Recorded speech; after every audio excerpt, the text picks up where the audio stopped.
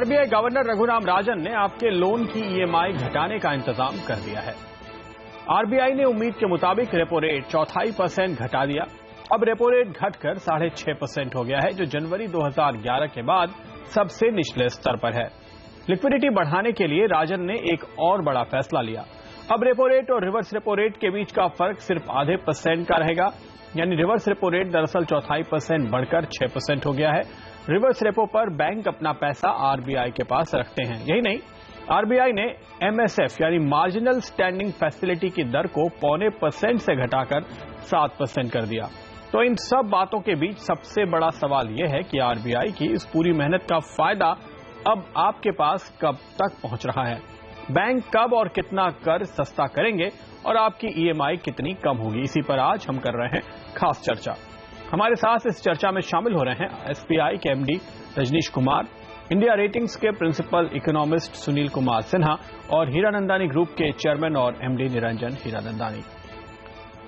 स्वागत है आप सभी का यहाँ पर। सबसे पहले मिस्टर सिन्हा, आपसे ये जानना चाहेंगे कि ये जो तमाम कदम उठाए गए हैं, कैसे देखते हैं आप इनको? क्या वाकई इससे लिक्विडिटी बढ़ेगी, जैसा कि आरबीआई गवर्नर साहब आज दावा कर रहे थे? बिल्कुल, लिक्विडिटी बढ़ने की संभावना है। अगर आप इसको थोड़े से परिप्रेक्ष्य में देखें तो इस समय जो दो समस्याएं आरबीआई के पास थी, वो एक तो ये थी कि दिसंबर के बाद से सिस्टम में लिक्विडिटी जो है वो टाइट थी, और साथ ही साथ एक जो कंसर्न आरबीआई का लगातार बना हुआ है वो वीक मॉनेटरी ट्रांसमिशन का है, क्योंकि 2015 में तकरीबन 125 बेसिस पॉइंट रिपो रेट घटाने के बावजूद भी बैंक्स ने जो एक्चुअली इफेक्टिवली जो पास ऑन किया कंज्यूमर को, वो तकरीबन 70 से 75 बेसिस पॉइंट था।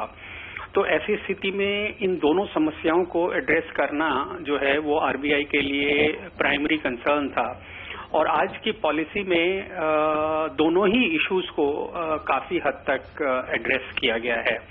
ये जो पॉलिसी कॉरिडोर को 100 बेसिस पॉइंट प्लस माइनस से घटा करके 50 बेसिस प्लस माइनस लाना, और साथ ही 25 बेसिस पॉइंट जो है रिपो रेट को घटाना, ये दोनों ही जो है एक तरीके से इन दोनों समस्याओं को एड्रेस करते हैं, और साथ ही साथ जो है हेलो जी, और साथ ही साथ जो कैश रिजर्व रेशियो है उसकी भी जो मेंटेनेंस है वो 95% से घटा के 90% कर दी गई है। सवाल ये है कि ज्यादातर बैंक आज जो पैसे उठा रहे हैं और लाख 1.5 लाख करोड़ तक उठा रहे हैं, वो तो रेपो रेट पे उठाते हैं। मार्जिनल स्टैंडिंग फैसिलिटी पे इतने कोई बहुत बैंक पैसे लेते नहीं है, तो उसमें 75 बेसिस पॉइंट की कटौती करने की जगह गवर्नर साहब अगर रेपो में 25 बेसिस पॉइंट और कर देते तो शायद ज्यादा असर होता। देखिए, ये जो है ऑब्वियसली आरबीआई की कॉल है। मेरे हिसाब से इस समय जो स्टेप्स हैं वो बेबी स्टेप्स लेने ज्यादा जरूरी हैं, क्योंकि स्थिति अभी भी जो है ऐसी है कि आप जो फ्यूचर के बारे में पूरी तरह से आश्वस्त नहीं है जहां तक इन्फ्लेशन का सवाल है। तो ऐसे में देखिए, आरबीआई ने आज जो बताया है, आरबीआई ने आज जो बताया है सुनील जी, वो देखिए उन्होंने पूरा एक क्वार्टर का हिसाब दिया। उन्होंने कहा कि इस क्वार्टर में कुछ 5.3% सीपीआई रहेगा, दिसंबर में 5, मार्च 2017 तक 5.1, मार्च 2018 तक 4.2% सीपीआई होने की वो फोरकास्ट कर रहे हैं। तो महंगाई को लेकर तो बहुत जबरदस्त कॉन्फिडेंस है इस साल के लिए भी और अगले 3 साल के लिए भी। देखिए, कॉन्फिडेंस होना, अगर आप महंगाई के ऊपर नजर डालें तो ऐसी स्थिति पहले भी इमर्ज हुई है, और आरबीआई की जो कॉल है वो बिल्कुल गलत सिद्ध हुई है, क्योंकि बीच बीच में हमने अक्सर देखा है कि जो स्पाइक्स हैं इन्फ्लेशन में वो अनएक्सपेक्टेड इवेंट की वजह से होते हैं। सडनली आपकी प्याज की कीमतें बढ़ गई, सडनली दालों की कीमतें बढ़ गई, सडनली कुछ ऐसा हो जाता है जिसका कि सडन प्रेशर जो है आपके ऊपर पड़ता है। हाँ, एक बात तो तय है कि जो ग्लोबल कमोडिटी प्राइसेस हैं उसमें कोई बहुत ज्यादा उछाल आने की संभावना नहीं है, तो कम से कम रिस्क वहां से तो नहीं है, पर डोमेस्टिक रिस्क अभी भी बरकरार है, और ये चीज लगातार देखी गई है। तो आप खास तौर से मॉनसून पे रिस्क देख रहे हैं ऐसा लगता है, और उसका जवाब शायद अगली पॉलिसी तक तो मिल जाएगा जून में। तब बेहतर कॉन्फिडेंस रहेगा, ऐसी हम उम्मीद कर सकते हैं। लेकिन हीरानंदानी साहब, आपसे ये समझना चाहेंगे कि देखिए, आरबीआई गवर्नर ने 1.5% पिछली जनवरी से लेकर अब तक रेट घटाए, और अगर आप देखें कि जो लोग घर खरीद रहे हैं उनकी ईएमआई पे क्या फर्क पड़ा, तो उनको आधे % का भी बेनिफिट बैंकों ने दिया नहीं है। क्या कहते हैं आप? मिस्टर हीरानंदानी, आपको मेरी आवाज आ रही है?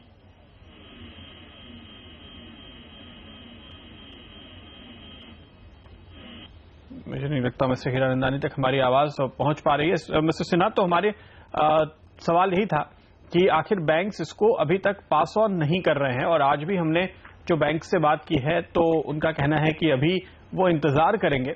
आखिर बैंक इतना क्यों कतरा रहे हैं रेट घटाने से? देखिए, बैंक्स का बड़ा सीधा सा एक जो है आंसर होता है कि हमें अपने एसेट और जो लायबिलिटी हैं उसमें एक सामंजस्य बनाने की जरूरत होती है। तो जब तक हमारा एक्चुअल कॉस्ट ऑफ फंड गिरता नहीं है तब तक, और जितना गिरता है और जितनी गुंजाइश होती है, हम उसी हिसाब से जो है बेनिफिट कंज्यूमर को पास ऑन करते हैं। अब अगर बैंकों पे नजर डालें तो इस समय 2-3 समस्याएं हैं। एक तो ये है कि अगर बैंक्स के पास कोई बहुत लॉन्ग टर्म डिपॉजिट्स तो होते नहीं हैं। मोस्टली जो डिपॉजिट्स हैं वो 2 से 5 साल के ड्यूरेशन के होते हैं। तो ऐसे में जो रेट उन्होंने फिक्स डिपॉजिट पे ऑफर कर रखा है वो तब तक प्ले आउट होंगे जब तक कि वो रिडीम नहीं हो जाते हैं। तो एक ये समस्या है। दूसरी समस्या जो उनको परेशान कर रही है वो उनकी एनपीएस की है, और उनके उन एसेट्स की हैं जो खराब हो गए, जिसकी वजह से उन्हें प्रोविजनिंग करनी पड़ती है। तो कुछ हद तक जो प्रॉफिट मार्जिन्स को प्रोटेक्ट करने के लिए वो जो है इसका भी सहारा लेते हैं कि जो पॉलिसी रेट का फुल बेनिफिट है वो पास ऑन नहीं करते, क्योंकि अगर वो पास ऑन कर देंगे तो उनके रिटर्न्स कम हो जाएंगे। तो कुछ हद तक ये भी समस्या है। तो इन दोनों समस्याओं से वो जूझ रहे हैं, और उम्मीद है कि अब जब कि आरबीआई ने 25 बेसिस पॉइंट और कट किया है, लिक्विडिटी से रिलेटेड कुछ मेजर्स लिए हैं, तो ओवरऑल जो है उनकी समस्या जो है थोड़ी कम होगी, तो कुछ बेनिफिट बिल्कुल। आइए ये सवाल हम जानते हैं एसबीआई के एमडी रजनीश कुमार साहब से। रजनीश जी, क्या आपको लगता है कि आज आरबीआई ने जो कदम उठाए हैं उनसे आपके पास नकदी वाकई में काफी बढ़ेगी, और आप जल्द ही अब क्या कोई रेट कट की घोषणा करने वाले हैं?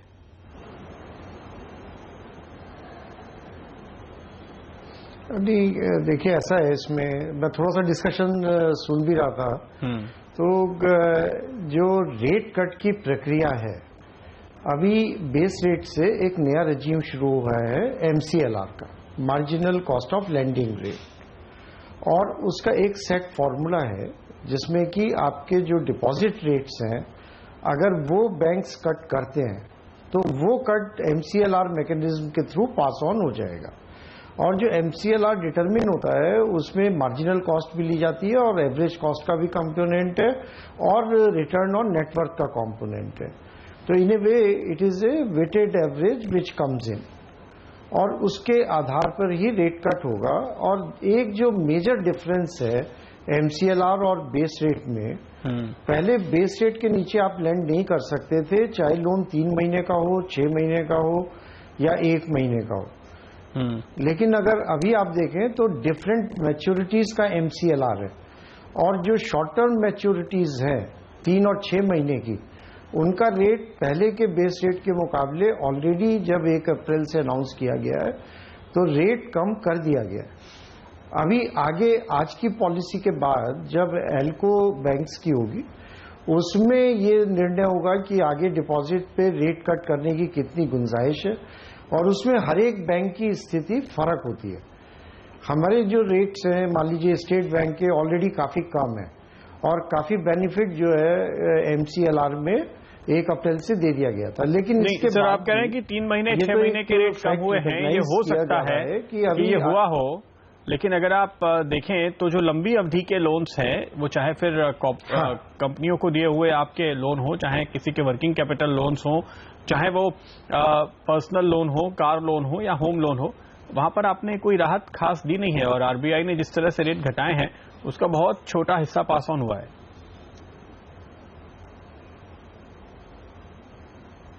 नहीं, पास ऑन का तो मुझे नहीं लगता कि ऐसा कोई इसमें मतलब है। लेकिन अगर आप देखें तो होम लोन्स में भी अगर मेरा 1 साल का रेट जो है 9.3 के मुकाबले 9.2 था, तो वो पूरा बेनिफिट हमने पास ऑन कर दिया। अभी हाउसिंग लोन्स या पर्सनल लोन या कार लोन जो होते हैं, ये तो एवरीडे शॉर्ट टर्म मैच्योरिटी से लिंक नहीं करे जा सकते।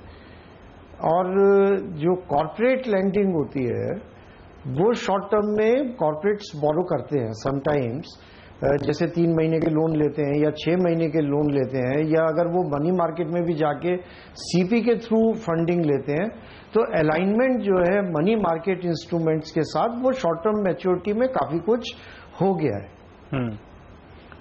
लेकिन हम ये समझने की कोशिश कर रहे हैं कि क्या आप अब इस पॉलिसी के बाद और जल्दी और ज्यादा ट्रांसमिशन कर पाएंगे? मिस्टर हीरानंदानी, किस तरह की उम्मीद इस वक्त दरअसल बोरोवर्स को है? मेरे अंदाज से लॉन्ग टर्म जो लेंडिंग है वो उसमें काफी राहत आनी चाहिए। उसमें मेन प्रिंसिपल बात यह रहती है कि जो एनपीए है होम लोन्स के मुकाबले में वो लेस देन 1% कोई भी बैंक में है। जैसे एसबीआई में NPA non performing assets home loans में 1% से भी कम है। बाकी और जो क्षेत्र में आप देखें, इंफ्रास्ट्रक्चर में देखें, अलग अलग में देखें, तो वहां एनपीए काफी ज्यादा है। तो मेरे अंदाज से जो एक्सपेक्टेशंस है होम लोन्स के क्षेत्र में, मैं समझता हूं कि it is possible for long term lending interest to also come down because NPA is almost negligible और नॉट एग्जिस्टेंट। बिल्कुल। तो रजनीश कुमार जी, क्या ये शिकायत जो आमतौर पे हमें मिलती है कि शायद जहां आपको फायदा देना चाहिए वहां आप फायदा नहीं दे रहे क्योंकि आपको नुकसान कहीं और हो रहा है, तो कॉर्पोरेट लोन पर हो रहे एनपीए का खामियाजा पर्सनल लोन के बोरोवर्स को उठाना पड़ रहा है? नहीं, मेरे ख्याल से ये धारणा थोड़ी गलत है, क्योंकि आपको ये समझना होगा कि एमसीएलआर में जो कंपोनेंट्स हैं उसमें क्रेडिट रिस्क प्रीमियम इंक्लूडेड नहीं है। एमसीएलआर में केवल कॉस्ट ऑफ फंड्स, बैंक की operational cost, return on network and negative carry on CRR, ये 4 कंपोनेंट है। उसके बाद जो रिस्क प्रीमियम है, और जैसा कि होम लोन में क्योंकि डिफॉल्ट बहुत कम है और 1% से नीचे है, इसीलिए जो रिस्क प्रीमियम अगर आप देखें तो वो केवल 25 बेसिस पॉइंट का है। ओके। लेकिन अगर जो रेटिंग होती है कॉर्पोरेट्स की या एसएमई की या किसी और सेक्टर की, और जहां पे रिस्क प्रीमियम ज्यादा होता है, तो होम लोन के मुकाबले वहां पे डिफरेंस वो ऑब्वियसली ज्यादा होगा। तो होम लोन इस समय सबसे सस्ता प्रोडक्ट है और वो ये रिफ्लेक्ट करता है कि होम लोन देने में सबसे कम रिस्क है। बिल्कुल। लेकिन हम आपसे ये समझने की कोशिश करेंगे कि क्या आज के उठाए हुए इन कदमों से आपको और ज्यादा राहत मिलेगी या आप और ज्यादा राहत देने की स्थिति में होंगे क्लाइंट्स को, लेकिन एक छोटे से ब्रेक के बाद।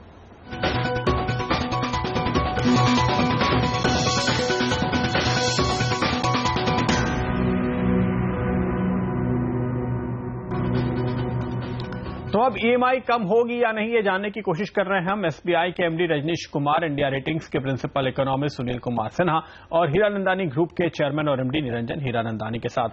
रजनीश कुमार जी, ये आज जो कुछ कदम उठाए गए हैं थोड़े से टेक्निकल से हैं, हम कोशिश कर रहे हैं अपने दर्शकों को समझाने की और आप भी उसमें और मदद कर सकते हैं। ये जो एमएसएफ मार्जिनल स्टैंडिंग फैसिलिटी का रेट था, इसको 75 बेसिस पॉइंट घटा दिया गया। रिवर्स रेपो के रेट को 25 बेसिस पॉइंट बढ़ा दिया गया और जो मेन रेट हम समझते थे कि जिसमें बदलाव होगा वो रेपो रेट है, वो तो 25 बेसिस पॉइंट यानी 0.25% घटा है। तो ये रेपो के 0.25% घटने से फायदा होगा, ये समझ में आता है। मार्जिनल स्टैंडिंग फैसिलिटी वाला जो रेट है, क्या उससे भी काफी फायदा होगा? 75 बेसिस पॉइंट यानी 0.25% घटाने के पीछे क्या मकसद था गवर्नर साहब का?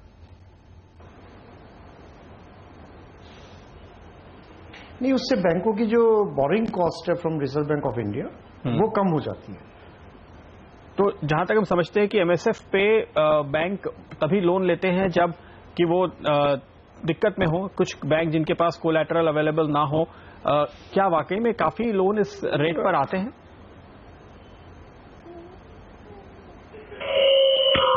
काफी लोगों ने वो तो समय समय पे जैसी लिक्विडिटी पोजीशन बैंक्स की होती है तो ये डिफरेंट इंस्ट्रूमेंट्स हैं जिसके थ्रू आरबीआई से सपोर्ट मिलती है लिक्विडिटी मैनेज करने में, और समटाइम्स ये टेम्परेरी मेजर्स होते हैं लिक्विडिटी मैनेज करने के लिए। बट इन सारी जो भी आज की मॉनेटरी पॉलिसी है और रेपो रेट कट है, उसका जो इंडिकेशंस हैं वो यही है कि better liquidity in the markets, क्योंकि एक चीज ये भी हो रहा था कि रेपो रेट करने के बाद भी अगर मार्केट में लिक्विडिटी नहीं है तो उसकी वजह से भी रेट कट करने में बैंकों को दिक्कत थी। तो सारी चीजों का प्रभाव और जो आगे की डायरेक्शन है वो तो बड़ी स्पष्ट है कि रेट्स अभी नीचे जाने की पूरी संभावना है, और जितना बेनिफिट बैंक्स को इस चीज का मिलेगा उतना जो है एमसीएलआर मैकेनिज्म के थ्रू वो कस्टमर्स को पास ऑन भी करा जाएगा, क्योंकि आज की तारीख में जो एमसीएलआर का कैलकुलेशन है ये इसमें आपको जो अपनी कॉस्ट ऑफ फंड्स है या जो मैंने अभी 4 कंपोनेंट्स बताए थे वो कंपोनेंट्स एक बार फीड करने के बाद उसके बाद रेट सेट जैसी कोई चीज नहीं है। एक और चीज आपका डिराइव रेट आपसे जानना चाहेंगे जो की गई है। गवर्नर साहब ने कहा कि अभी तक जो सिस्टम है वो डेफिसिट में था, हम इसको न्यूट्रल करना चाहते हैं। अब ये थोड़ा सा कॉम्प्लेक्स है, हमने जो समझने की कोशिश की कि लिक्विडिटी डेफिसिट का मतलब ये है कि बैंक रोजाना बेसिस पे जाकर आरबीआई से कर्ज ले रहे हैं, जिसको रेपो विंडो कहते हैं, वो रेपो के तहत कर्ज मिलता है। अब आरबीआई गवर्नर चाहते हैं कि ये खत्म हो जाए बैंकों की ये डिपेंडेंसी, और उन्होंने 2 साल कहा था, बाद में जब कॉन्फ्रेंस कॉल हुई तो उन्होंने कहा कि 8 महीने में कर लेंगे। अब ये कैसे होगा और क्या इससे आपको किसी तरह की मदद मिलेगी, आपकी लागत कम होगी?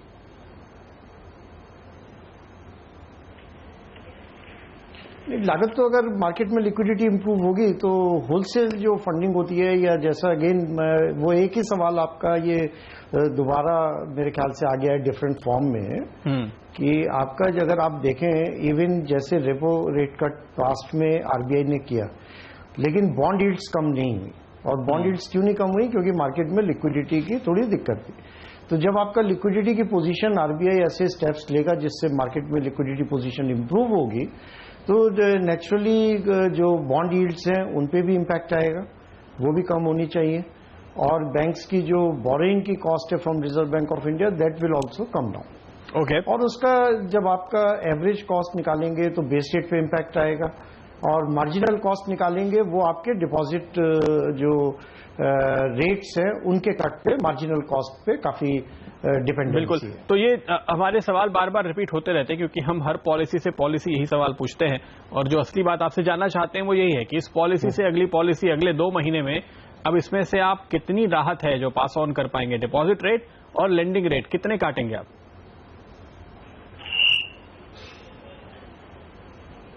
नहीं, वो तो अभी हमने ऐसा कोई निर्णय अभी तो लिया नहीं है ना। तो मैं तब बताऊंगा आपको जब हमारी एल्को मीटिंग होगी और उसके बाद ये डिसीजन लिया जाएगा। तो ये ऐसा कोई सेट फॉर्मूला इसका नहीं है कि आज आरबीआई ने 25 पैसा रेट कट कर दिया तो हमने स्ट्रेट अवे 25 पैसा डिपॉजिट पे रेट कट कर दिया। वो तो सारे फैक्टर्स हम लोग कंसीडर करेंगे अपनी एल्को मीटिंग में। और जो डिपॉजिट का मैं पुनः यही बात कह रहा हूं कि अगर डिपॉजिट में कोई भी bank, not only state bank, अगर डिपॉजिट पे रेट कट करेगा तो वो बेनिफिट थ्रू एमसीएलआर बोरोवर्स को भी पास तो इनफैक्ट वित्त मंत्री जी ने जब हाल में सारे स्मॉल सेविंग के रेट घटाए थे और हम लोग उनसे ऐसे ही सवाल पूछते थे कि आपने क्या कर दिया, तो उन्होंने कहा कि ये तो हम इसलिए कर रहे हैं ताकि बैंक अपने डिपॉजिट सस्ते कर पाए और इवेंचुअली रेट घटा पाए। तो अब तो आपके रास्ते में कोई हर्डल है नहीं, आप वो फैसला ले सकते हैं। नहीं, फैसला बिल्कुल ले सकते हैं, लेकिन हमें जो है डिपॉजिटर का भी थोड़ा तो इंटरेस्ट ध्यान में रखना पड़ेगा ना। और दूसरी बात ये भी है कि आज भी इवन जैसे डिपॉजिट ग्रोथ रेट पिछले साल थोड़ी सबड्यूड रही है बैंक्स की, क्योंकि काफी टैक्स फ्री बॉन्ड्स आए मार्केट में और भी ऑल्टरनेट इन्वेस्टमेंट अपॉर्चुनिटीज होती हैं। तो ऐसा नहीं है कि डिपॉजिट्स के लिए मार्केट में कंपटीशन नहीं है। तो जब भी आप अपनी पॉलिसी बनाते हैं तो ये भी ध्यान में रखना पड़ता है, डिपॉजिटर का हित तो ध्यान में रखना ही पड़ता है, लेकिन आपको कॉम्पिटिटिव सिनेरियो क्या है और जो डिपॉजिटर के सामने क्या चॉइसेस हैं, वो अगर मैं रेट ऑफ इंटरेस्ट डिपॉजिट पे बहुत कम कर देता हूं तो वो मेरे पास डिपॉजिट रखने क्यों आएगा? बिल्कुल, तो उम्मीद ये है कि एक ऐसा नहीं है, कोई सिंपल से ये क्वेश्चन नहीं होते हैं, थोड़ा इसमें थोड़ा कॉम्प्लेक्सिटीज होती हैं, बिजनेस कंसिडरेशंस होते हैं, पूरा एनवायरनमेंट का जो है सिनेरियो एनालिसिस होता है और उसके बाद ये डिसीजंस लिए जाते हैं। लेकिन ऐसा बिल्कुल नहीं होगा कि हम डिपॉजिट पे रेट कट कर दें और फिर भी बोरोवर्स को ज्यादा ब्याज देना पड़े। ओके, दोनों साथ में होगा, ये तो आप कह रहे हैं पक्के तौर पे। दरअसल गवर्नर साहब ये समझाने की कोशिश कर रहे थे कि दोनों साथ में होगा। जो नकदी बढ़ाने की बात कर रहे हैं और सरकार के पास जो पैसे जमा है वो खर्च करना शुरू करे तो आपके डिपॉजिट बढ़ेंगे, ऐसी उन्हें उम्मीद है। इस चर्चा को आगे बढ़ाएंगे एक छोटे से ब्रेक के बाद।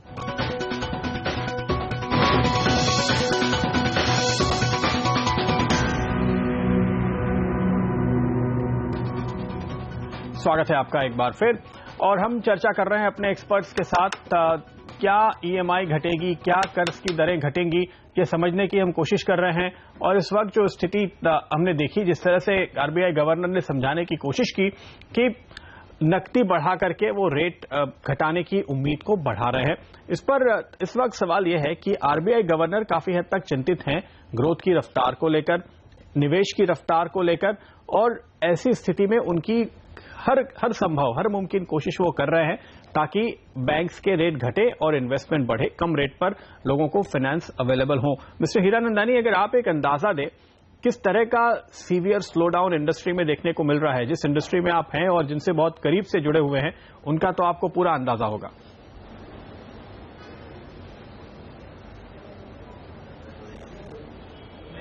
मेरे अंदाज से आरबीआई की जो विचार है वो कम इंटरेस्ट करने के लिए काफी उन्होंने ध्यान दिया है। जो बैंक्स और फाइनेंशियल इंस्टीट्यूशंस है उनके पास जो होम लोन्स के क्षेत्र में कम से कम एनपीए हो गए। ज्यादातर आप स्टेट बैंक या एचडीएफसी देखेंगे तो वहां जो डिफॉल्ट रेट है, एनपीएस हैं, वो 1% से भी कम है। इसलिए यहां एक गुंजाइश है जहां एनपीएस नहीं है होम लोन्स के क्षेत्र में, और मैं समझता हूं कि वहां लॉन्ग टर्म लेंडिंग के लिए बैंक्स और फाइनेंशियल इंस्टीट्यूशंस यहां ब्याज कम कर सकते हैं, क्योंकि उनका जो स्प्रेड रहता है। सिन्हा साहब, आपसे हम ये समझना चाहेंगे, 7.6% जीवीए ग्रोथ की बात ताज की रिपोर्ट में कही गई है, क्या आपको लगता है कि ये मुमकिन दिखाई देगा, या फिर अगर रेट कट में देरी हो रही है तो कहीं ना कहीं ये ग्रोथ के अनुमान भी खतरे में पड़ सकते हैं?